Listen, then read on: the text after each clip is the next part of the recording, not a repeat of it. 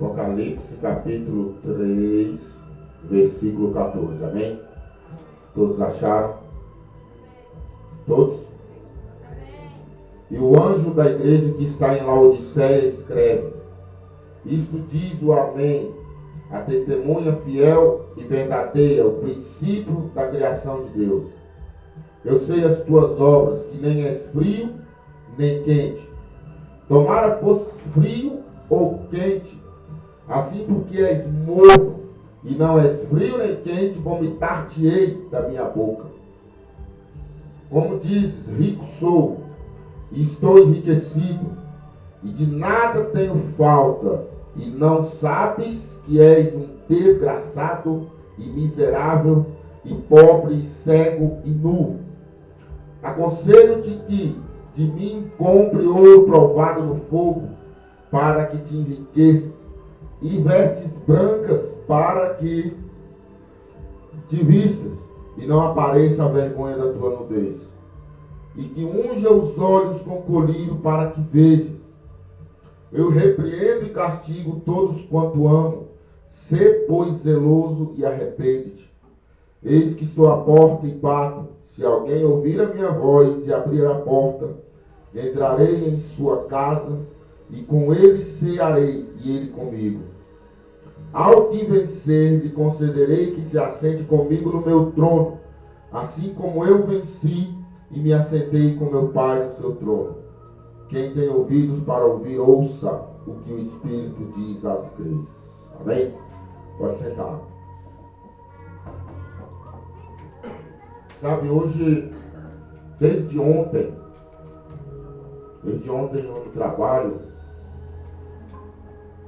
Deus ele colocou no meu coração uma palavra para, não para pregar apenas para vocês, não para mim apenas, não para vocês que estão me ouvindo, mas principalmente para falar a verdade para a cristandade inteira. Quantos essa mensagem alcançar, Deus sabe quem precisa ouvir ela. O Espírito de Deus sabe aonde ela tem que chegar. Já tem bastante tempo que eu não coloco nenhuma mensagem no meu canal. E Deus sabe por quê. E Ele sabe por quê que essa de hoje para amanhã ela vai estar lá. E eu quero dar um tema a essa mensagem. Essa mensagem, o tema dela é o agir de Satanás na igreja atual. É um tema duro, é um tema forte. Porque nós ouvimos muito falar de agir de Deus dentro da igreja, né? Nós ouvimos muito falar do agir do Espírito Santo dentro da igreja. Ouvimos falar de que tudo que acontece é para a glória de Deus dentro da igreja. Dentro da maioria das igrejas, em tudo quanto é lugar que você for, algum pastor, ou bispo, ou missionário, ou apóstolo, ele vai dizer que é para a glória de Deus. Ele vai dizer que é Deus agindo, olha Deus agindo aí, olha o Senhor aí agindo. E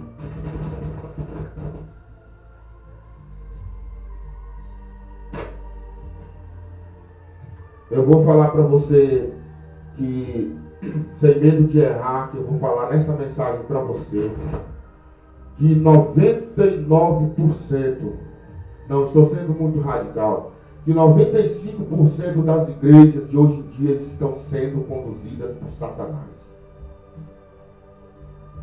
Que 95% das igrejas evangélicas dos dias de hoje, elas estão sendo guiadas por falsos profetas. Elas estão sendo dirigidas por homens sem um pingo de unção de Deus. Que outrora tinham a unção de Deus. Que outrora tinham o Espírito Santo de Deus. Que outrora estavam na direção do Senhor. Mas a ganância, a soberba, o orgulho, a autossuficiência os levou a pregar mentiras. Os levou a esquecer de falar do principal que Jesus quer que nós, que somos líderes e que falamos e que pregamos o Evangelho, Ele quer que nós venhamos falar da salvação. Ele quer que nós venhamos falar de amor ao próximo. Responda para você mesmo, não responda para mim. Você que conhece o Evangelho há algum tempo, que frequenta igrejas há algum tempo, você que ouve programa de rádio, você que assiste programa de pastores, de missionários, de apóstolos na televisão, me diga quantas vezes você ouviu. Eu vou citar aqui algumas frases que Jesus citou. Quantas vezes você ouviu algum pastor pregar um texto assim que diz: aquele que quiser vir após mim, ou seja, aquele que quiser me seguir, renuncie-se a si mesmo, tome sua cruz e me siga. Porque aquele que quiser ganhar a sua vida, a perderá para sempre. Mas aquele que quiser perder a sua vida por amor de mim, a ganhará eternamente. Quantos você ouviu pregar nesse texto? Num programa de televisão ou num programa de rádio? Quantos você já ouviu dizer que o mandamento que Jesus deixou, amar a Deus sobre todas as coisas, de todo o teu entendimento, todo o teu coração, de todas as tuas forças, e ao próximo como a ti mesmo? Quantos desses homens você já ouviu falar de amor? Quantos desses homens você já ouviu falar de perdão? Eu estou falando constantemente, eu não estou falando de uma mensagem aqui e outra daqui a 15 meses. No intervalo de 30, 40 cultos, ele toca no assunto de amor. No intervalo de 30, 40 cultos, ele toca no assunto de perdão. No intervalo de 50 cultos, ele fala de nós renunciarmos à nossa própria vida,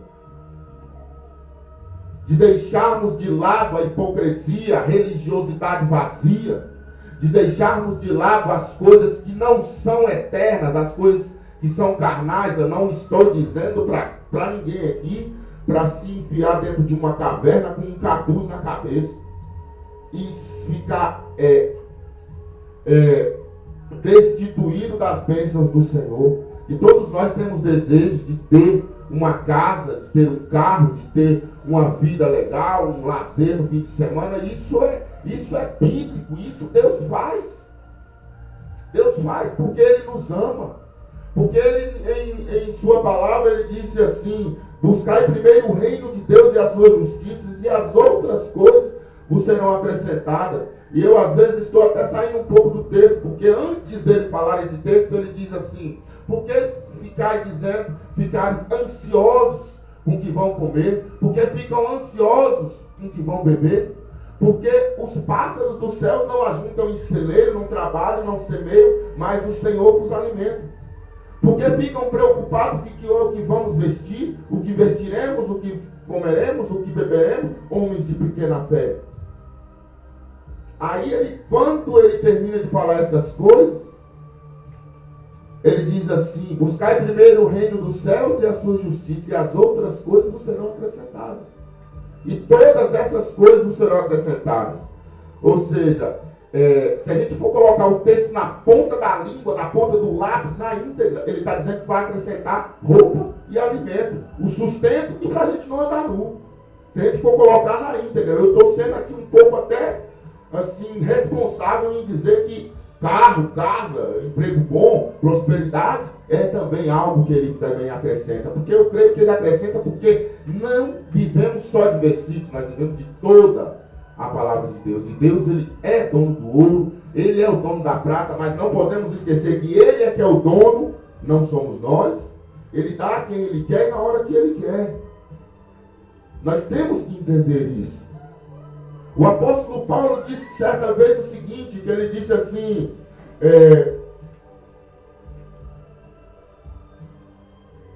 nada trouxemos para esse mundo, manifesto é que nada deles podemos levar.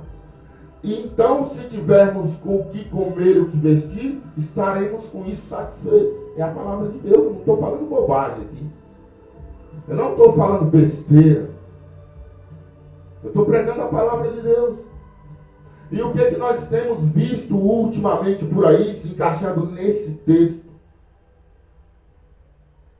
Esse texto dessa carta que Jesus, da 7ª carta que ele escreveu, que ele mandou o apóstolo João escrever, nas 7 igrejas na Ásia, que ele não iria mandar o apóstolo escrever uma congregaçãozinha de 30 a 40 membros e eternizar num livro. Se ele mandou escrever, é porque essas cartas são proféticas, representavam as 7 igrejas que tinham na Ásia e representariam as 7 igrejas das 7 gerações até a sua volta. E essa última igreja de Laodiceia é como se nós estivéssemos abrindo o diário das igrejas evangélicas dos dias de hoje.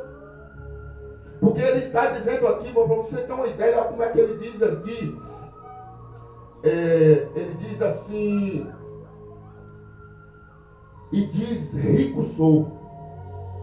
Veja bem, se você abrir os evangelhos e as cartas dos apóstolos, você não precisa ler a Bíblia inteira. Você abre os evangelhos, a nova aliança, e você me fala se tiver em algum lugar que Jesus disse que ia enriquecer alguém.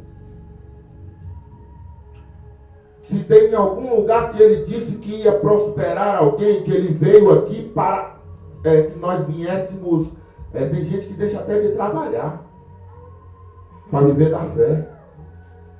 Tem uns caras de pau, entendeu? Que se intitula a si próprio pastor, que muitos deles não são pastores. Muitos deles não são missionários, não são apóstolos, coisíssima nenhuma. Para começo de história, teologicamente, eclesiasticamente, biblicamente falando, eclesiasticamente, teologicamente falando, o cargo de apóstolo, ele tem que ter um encontro pessoal com Cristo. Como é que uma pessoa tem um encontro com Cristo e ele só fala de grana? Como uma pessoa tem um encontro com Cristo, que um encontro com Cristo como o apóstolo Paulo, o grande apóstolo Paulo teve, ao ponto de ficar cego, ao ponto de depois desse encontro ter largado tudo. Era um homem que ele era fariseu, criado aos pés de Gamaliel. Ele era um homem doutorado, mestrado, letrado. Ele era um dos mestres da lei. Ele era criado aos pés dos homens mais inteligentes que tinham sobre a palavra de Deus. E ele largou todo aquele entendimento para seguir a Cristo e fazer aquilo que Cristo mandou. Tudo aquilo que Cristo mandava, o apóstolo Paulo fazia. Procura na palavra de Deus, nas cartas de Paulo, aos Tessalonicenses, aos Coríntios, aos Romanos, aos Efésios, aonde ele está falando que Jesus enriqueceu alguém. E nós vemos por aí igrejas abarrotadas de pessoas interesseiras, querendo fazer barganha com Deus. Oxe, estou com um problema aqui, estou desempregado, vou naquela igreja. Eu vi na televisão o pastor dizendo para correr lá. Não, tudo bem, Jesus ele disse: eu sou o caminho, a verdade e a vida. Ninguém vem ao Pai senão por mim, ou seja, ele é o caminho. Nós temos que ir a ele mesmo. Ele é o dono da cura, ele ressuscita mortos, ele inverte a situação que está em calamidade e coloca numa situação de glória. Ele tem poder para essas coisas, mas isso não é o principal. Não foi isso que ele veio nos ensinar. E nós vemos as pessoas viverem um falso evangelho. Vemos as pessoas entrarem nas igrejas comandadas por homens irresponsáveis, por homens gananciosos, por ilusionistas até, a gente pode dizer, por animadores de auditório. O cara pega a Bíblia, lê um texto, e ele não prega 5 minutos da palavra, ele começa a falar em língua estranha, que se chegar uma pessoa indouta na igreja, uma pessoa que não sabe, uma pessoa que não entende da Bíblia, começa a falar de língua estranha, e o tempo todo falando língua estranha, e receba, e aquele negócio todo, e põe a mão em um, põe a mão no outro, derruba um aqui, derruba outro ali, e cadê a palavra?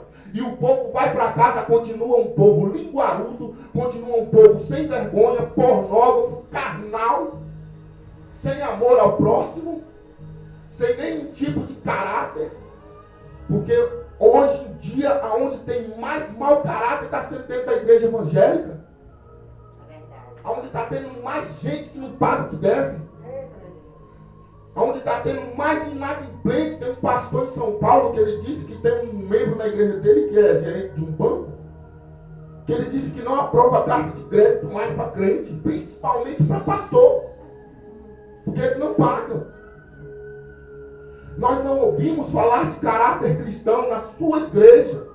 Em todas as igrejas que eu passei, eu já passei mais de 8 igrejas, eu passei. Em todas elas eu fui rejeitado, em todas elas eu fui apedrejado, em todas elas eu só não fui expulso, porque eles têm aquele negócio de dizer: a obra não é minha, a obra é de Deus, né? É, a obra é de Deus, eu não posso, né? Eu não posso. Mas se pudesse enfiar a mão na minha cara e me jogar lá no meio da rua, eu jogava. Porque sempre foi isso que eu preguei. Sempre foi o amor ao próximo, a renúncia da carne. Quantos pastores têm amantes em cima do altar? Quantos pastores têm amantes com os próprios membros da igreja, casados com a mulher dele em cima do altar? Quantos pastores estão assim e ainda se chama de noiva do Cordeiro? Quantos apóstolos, bispos, missionários que terminam o culto e vai para a cachaçada, vai encher a cara de uísque? Ah, não, a palavra de Deus diz que vinho pode, vinho, cerveja, cachaça, e daí a pouco explode lá no inferno. Pessoas sem nenhum escrúpulo, sem moral, pessoas da qual são totalmente antibíblicas. Está aqui dizendo: eis que não és frio nem quente, porque és morno. Morno é aquele que nem fede nem cheira. Ele está ali na igreja, né? Ele não faz nada, ele não perturba ninguém, ele não fala mal do pastor, não fala mal do irmão, mas ele não move uma palha para ganhar uma alma para Jesus.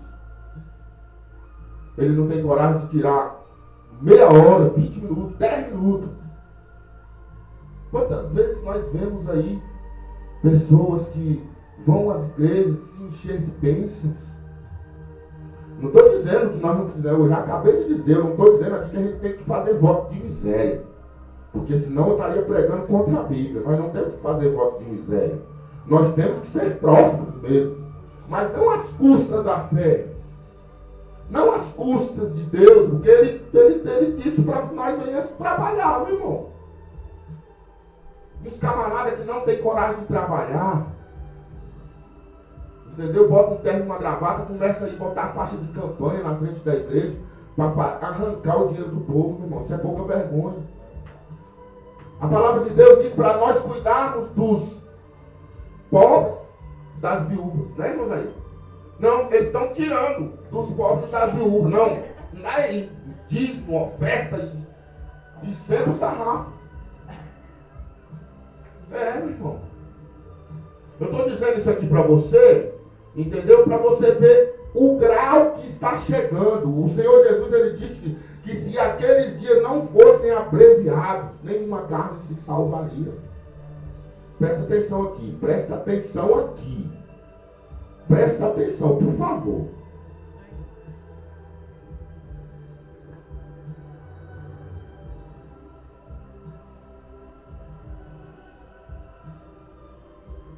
Ele está dizendo que a depravação moral, a iniquidade, o pecado, a falta de amor, a falta de afeto de um para com o outro ia chegar de uma maneira tão depravada que nenhuma alma, nenhuma pessoa se salvaria. Ninguém se salvaria. O que é que nós estamos vendo nos dias de hoje? O que é que nós estamos vendo dentro das igrejas? Nós estamos vendo jovens, que na minha época, eu estava conversando ontem com um colega meu de trabalho. Eu falava assim: rapaz, antes a gente ia nas festas, a gente ficava a festa inteirinha com um copo de cerveja, de refrigerante encostado na parede. A festa inteirinha ele não tinha coragem de pedir um telefone com a menina. Era. Vocês estão rindo porque não, agora tudo é festa. Mas era desse jeito. Nós éramos de uma época que quando dava 10h30, 11 horas, só tinha macho na festa. Não tinha mais mulher, não. As menininhas de 13, 14, 15 anos não apareciam em festa, não. Aparecia as de 16, 17, 18, 19, 20. Mas quando dava 10h30, 11 horas, 11h30, beirando meia-noite, só via só os carros encostando na porta. Ei, fulano, vem pra dentro. Quando dava 11 horas, 11h30, meia-noite, só tinha macho. Enchendo a cara de pinga que não tinha nenhuma menina mais na festa. Hoje em dia, o que nós estamos vendo? Dentro das igrejas, as meninas se esfregando, os jovens mal terminam o culto. Na porta da igreja, eles já se encostam num carro e começam a se lamber um ao outro. Sem um pingo de pudor. Por que está acontecendo isso? Porque os pastores, cara de pau, não têm coragem de falar a verdade. Eles têm medo, eles querem encher a igreja, eles não querem saber se a igreja está cheia de bode. Eles não querem saber se a igreja está cheia de gente carnal. Eles não querem saber se a igreja está cheia de gente linguaruda, que não tem amor. Eles não querem saber. Eles querem saber que aquela igreja tem gente que vai esvaziar os bolsos dela para encher a conta bancária dele. É isso que eles querem saber. Eles não querem saber de almas, de ganhar almas. Não querem. Eles não querem saber. Essa é a geração, eu vou te falar uma coisa, nem a Inquisição Papal, com a roda do desmembramento, nem Adolf Hitler, que foi o ditador militar mais miserável e assassino desse mundo, nem se juntar essa raça toda, nem o Império Romano, vai levar tanto crente para o inferno igual a igreja contemporânea está levando. A igreja contemporânea não está produzindo salvos, ela está produzindo condenados. Não houve jamais na história um número tão grande de crentes, de evangélicos desviados da fé. Desviados na cachaça, pastores, presbíteros, missionários. Nunca houve. Como está vendo hoje, sabe por quê? Porque não tem estudo da palavra. Não tem palavra, só tem palhaçada. O altar virou um picadeiro, os pastores viraram palhaços e os membros se tornaram bodes para serem entretidos. Entretenimento, irmão. Entretenimento. Vai, veja se não é verdade. O camarada ali, eles louvam 3 hinos da harpa. Aí da equipe, põe a equipe de louvor carnal. 90% dessas equipes de louvor que tem por aí é carnal. Muitos deles nem se falam. Muitos deles são de mal, os membros da equipe de louvor. Eles não oram. Eles não se vestem com pudor. Vestem roupas provocantes para louvar na frente da igreja. E louvam ali os louvores carnais, os louvores antibíblicos, antropocêntricos. Louvores que atendem a demanda humana, sabor de mel. Que conversa de sabor de mel? Que conversa é essa, meu irmão? Que louvor do inferno é esse? Tem sabor de mel. Quem é que teve sabor de mel na Bíblia? Que me mostra aqui na Bíblia. Quem é que teve sabor de mel? Se todos eles não morreram apedrejados, morreram a espada. Quem é o apóstolo Paulo? O grande apóstolo Paulo, se bênção de Deus, se prosperidade, bênção de Deus fosse sinal de amor de Deus com a pessoa, Deus, Jesus odiava o apóstolo Paulo. Porque o apóstolo Paulo, ele era um coitado. Ele só era rico em unção de Deus. Ele só era rico em poder de Deus. Não tem nada melhor do que isso, mais gratificante do que isso. Ele fazia tendas, barracas para poder sobreviver. Ele vendia suas tendas para poder sobreviver. Não estou dizendo que o próprio Cristo, ele disse que os apóstolos, quando eles iam ao caminho, para que eles não levassem alforje, não levassem capa, nem túnica, que aonde eles parassem, eles iam ser sustentados. Eles iam receber alimento, eles iam receber o dinheiro da passagem, do táxi. Mas eles pregavam o evangelho. Não é essa parafernália que a gente está vendo aí não, irmão.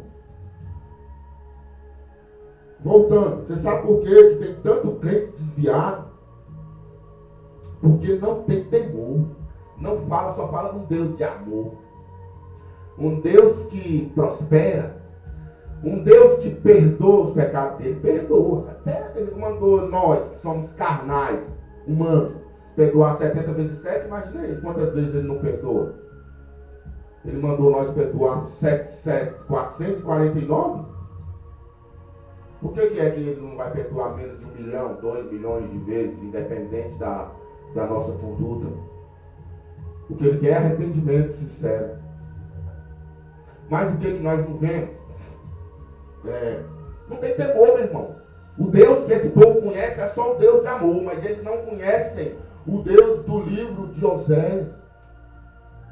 Eles não conhecem o Deus do livro de Abacuque. Eles não conhecem o Deus do livro de Sofonias. Eles não conhecem o Deus do livro de Amós. Um Deus terrível. Um Deus que se ira todos os dias, que ele está a ponto de derramar fogo sobre essa terra, matar todo mundo queimado.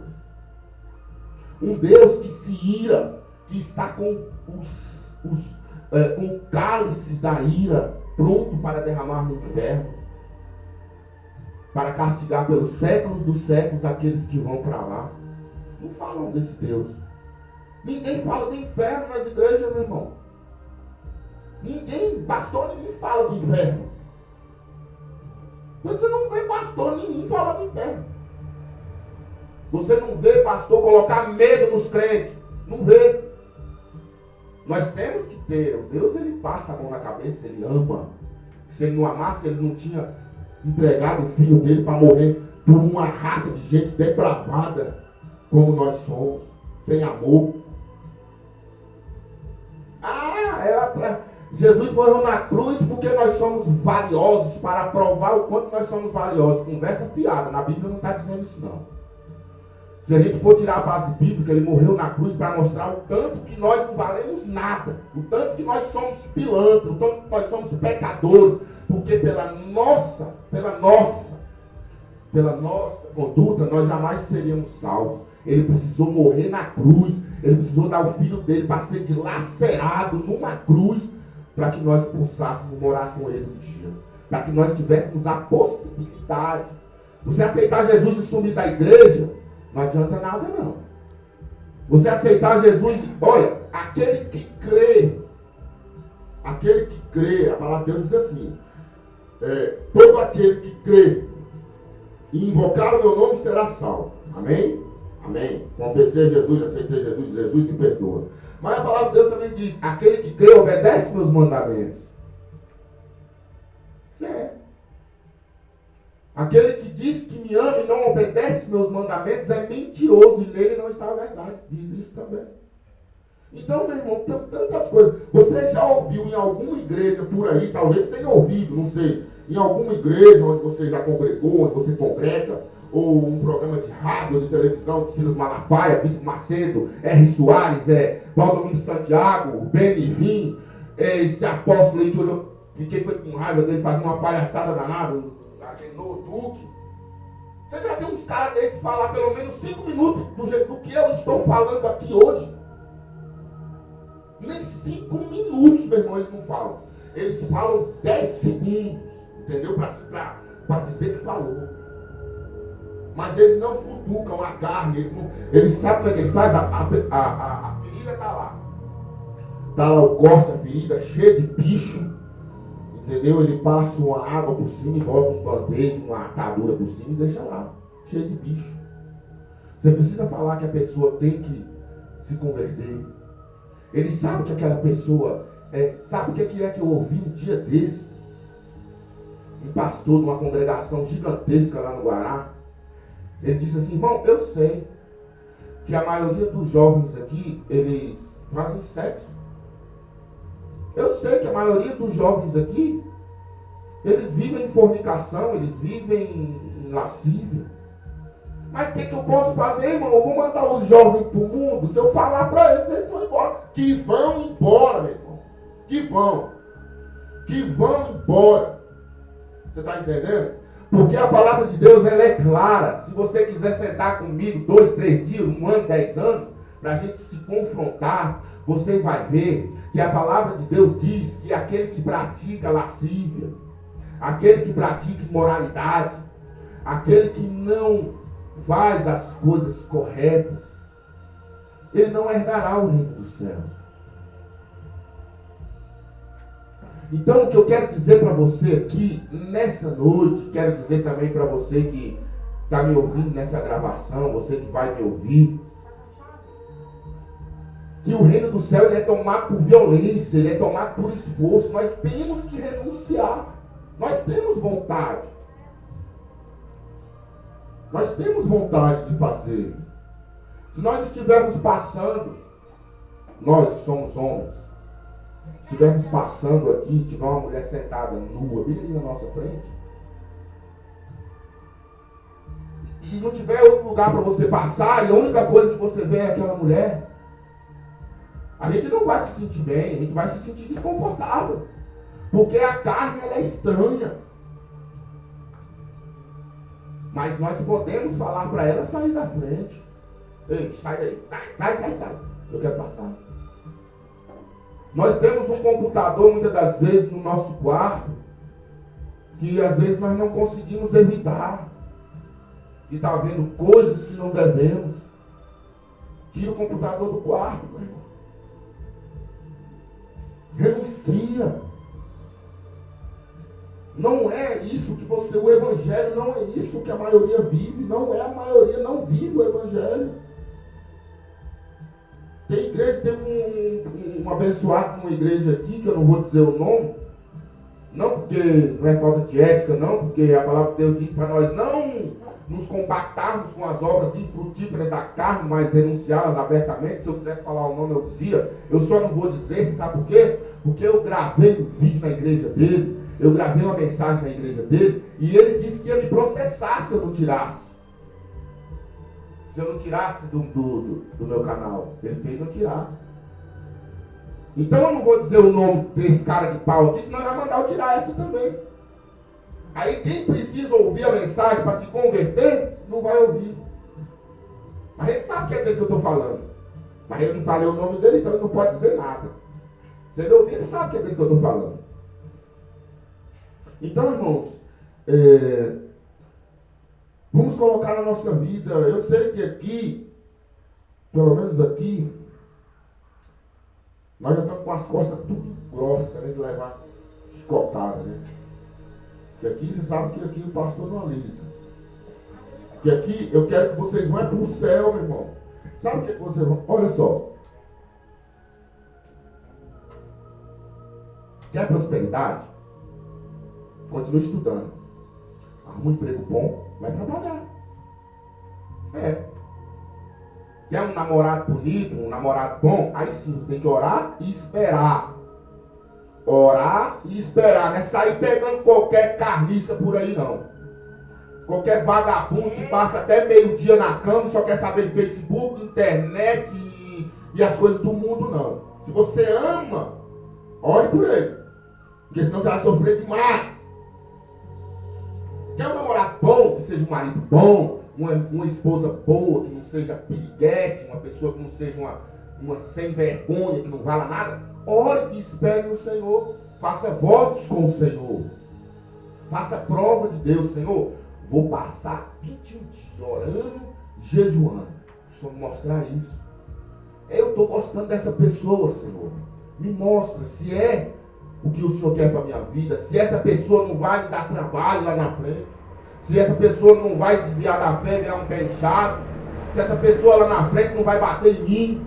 Se essa pessoa lá na frente não vai me trair, Senhor. Não vai me decepcionar na direção de Deus. Aí sim nós temos que orar. Agora orar pedindo prosperidade. Prosperidade, meu irmão. Prosperidade conquista com suor. Trabalho.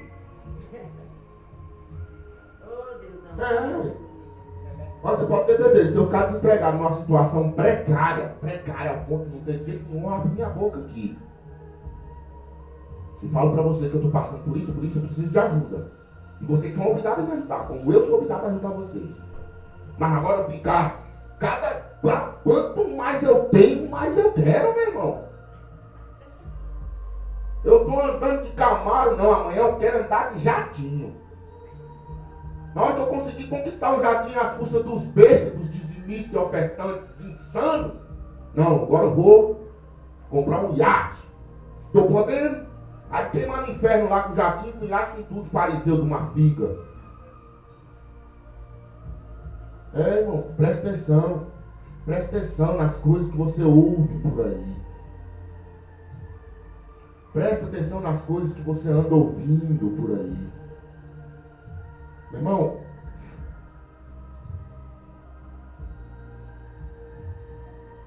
não sei nem quanto tempo tem uns 40 minutos, não tem? Nós vemos por aí, eu estou terminando, tanta coisa mentirosa, tanta coisa dizendo unção do riso, cair no espírito. Vou falar uma coisa para você, vou falar uma coisa séria para vocês aqui, que de vez em quando visitam a igreja por aí. Da próxima vez que vier um cara desse colocar a mão na sua cabeça, esses caras que gostam de botar a mão para a pessoa cair, na palavra de Deus, o único relato que tem de pessoa que caiu foi um endemoniado. Cheio do Espírito Santo, não caiu não. Tem uns caras que falam, não, vou botar a mão na cabeça. Irmão, resiste. Fica assim, ó, coloca um pé na frente e outro atrás, eu quero ver ele te derruba. Isso aí é emoção. É ilusionismo. O cara consegue através da lábia. O cara consegue através da lábia te convencer. Ele te convence a um ponto que às vezes a mão dele nem chega em você, você já está caindo para trás.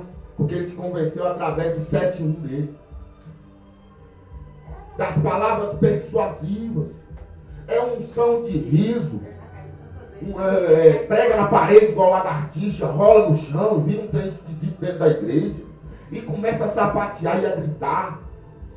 Meu irmão, a palavra de Deus, se eu não me engano, foi o apóstolo Paulo que disse: evita, meu irmão, sai fora desse negócio de gritaria, barulheira. O Espírito Santo não está nesse negócio, não. Você está blasfemando contra o Espírito Santo. Conversa fiada, não é mesmo. Você sabe por que eu falo que não é? Essa palhaçada, essa parafernália de gritaria e falar em língua estranha, qualquer um fala, meu irmão. Falar em língua estranha não é prova de estar cheio do Espírito Santo, não. É prova que você tem um dom do Espírito Santo. Mas não quer dizer que você está cheio do Espírito Santo. Quando eu estou orando, eu fico até de 15, 20 minutos orando em línguas. Por quê? Porque está só eu e Deus. Eu estou dentro da palavra. Se não tiver intérprete, tem alguém aqui que interpreta a língua estranha? Tem alguém aí? Não tem, né? Para que eu vou ficar falando em língua estranha aqui? Que a palavra de Deus falou: fala em língua estranha se tiver quem interprete. Se não tiver quem interprete, cale-se. Cale-se. A não ser que você esteja num momento descontrolado, já aconteceu comigo, de eu estar ao ponto tão cheio do Espírito de Deus numa pregação, de eu dar uma rajada de língua estranha, mas eu paro por ali. Porque o Espírito, a palavra de Deus diz que o Espírito é sujeito ao profeta. Ou seja, nós temos o poder, você vê o tanto que ele é misericordioso, que nós temos o poder de controlar o poder dele. Ele vem na gente, a gente perde o controle ali, fala em língua estranha, mas a gente segura a onda e a gente controla a ação dele. Com sabedoria e entendimento. O Espírito é sujeito ao profeta. Não é sair pulando em cima de altar, uma bagaceira, um trem mais esquisito do mundo, e o povo vem para a igreja para receber uma bênção, sai falando mal, fala: rapaz, aquele cara é doido, aquele cara é maluco, uma macumba gospel, é o que está tendo dentro das igrejas. Esse povo neopentecostal aí. Então, sabe por que eu estou falando tudo isso? Porque o Senhor Jesus ele disse o seguinte: eu irei para o Pai e enviarei o Consolador, o Espírito Santo. E o Consolador, o Espírito Santo, virá para convencer o homem do pecado, da justiça e do juízo. Só. Ele não vem para mandar ninguém pular. Ele não vem para mandar ficar dando gargalhada dentro da igreja, rolando igual lagartixa, pregando na parede, dando mortal carpado. Ele não vem para esse tipo de coisa.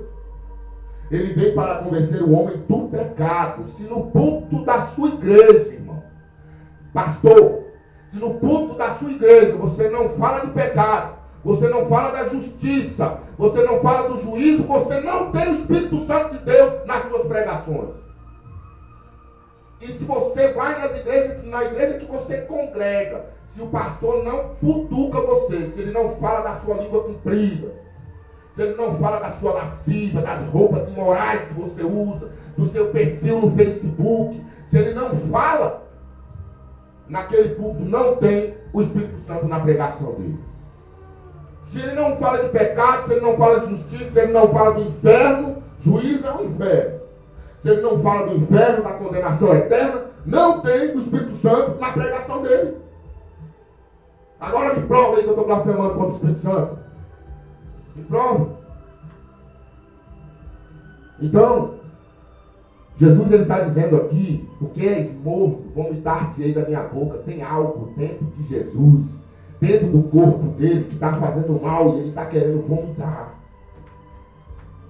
O corpo dele, a igreja, o corpo de Cristo, a igreja. Tem algo dentro da igreja, dentro do corpo dele, que ele não está mais aguentando.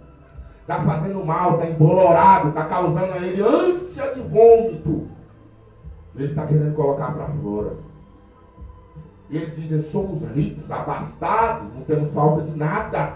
Temos carrões, fazenda com gado, o cara até chora, meu irmão, para poder conseguir oferta, com a fazenda cheia de gado. E os membros da igreja dele, às vezes não tem nem um bife para poder comer em casa. Andando de jatinho, construindo templos totalmente, assim, bíblicos na maneira de construir, mas totalmente fora dos padrões de Deus. Templos milionários, com pedras trazidas de Israel e tudo mais, esses caras de pau aí. São todos caras de pau, fariseus, falsos profetas, irmão, esses homens. Esses homens são falsos profetas. Eu não vou falar o nome deles de novo, eu já falei agora há pouco, senão daqui a pouco eles vão querer processar também. Eles são falsos profetas. Então, irmão, e aí Jesus diz assim, e não sabes tu, que és um desgraçado, miserável, pobre, cego e nu, aconselho-te de mim, compre o ouro refinado no fogo, e colírio para que pique nos seus olhos e enxergue a vergonha da sua nudez. Olha, eles estão nus, eles não têm unção, a salvação menos ainda. Ou seja, eles não, e Jesus, o que eu acho interessante, é que Jesus fala assim, e diz, rico sou, e estou enriquecido, e de nada tenho falta. Ele diz, e tu não sabes, ou seja, eles não sabem, eles pensam que estão salvos. Eles pensam que a prosperidade, a riqueza deles é sinônimo de que Deus está aprovando aquilo que eles estão fazendo. Eles não sabem. É onde Jesus fala, são guias cegos, guiando outros cegos. E ambos cairão num abismo. E ele diz assim, aqueles que se deixarem levar por tais homens, se farão 2 vezes filhos do inferno. Amém? Se coloca de pé.